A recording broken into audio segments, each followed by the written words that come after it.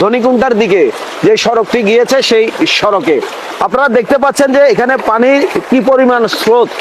পশ্চিম অলকা যেই বেড়িবাঁধ ভেঙেছে সেই বেড়িবাঁধ ভাঙার যে ভাঙনা দিয়ে যে পানিগুলো বের হচ্ছে সেই পানিগুলোতে আপনার এই ধনিকুন্টার যে সড়কটি রয়েছে সড়কটি অলরেডি পানির নিচে, সড়কটি ডুবে গিয়েছে।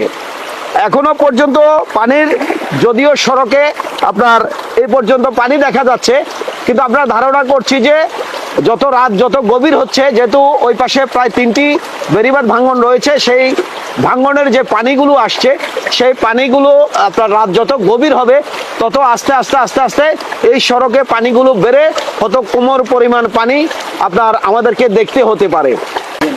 দর্শক, গত 2 দিন টানা প্রবল বর্ষণের কারণে ভারতের ত্রিপুরা রাজ্যে যে প্রবল বর্ষণ হয়েছে সেই প্রবল বর্ষণের কারণে ভারতীয় যে পানি রয়েছে সেই পানিগুলোতে আপনার মুহুরী, কহুয়া এবং সিলোনিয়া নদীর প্রায় বেশ কিছু বেড়িবাঁধ ভেঙে প্লাবিত হয়েছে পরশুরাম উপজেলার প্রায় বেশ কিছু এলাকা।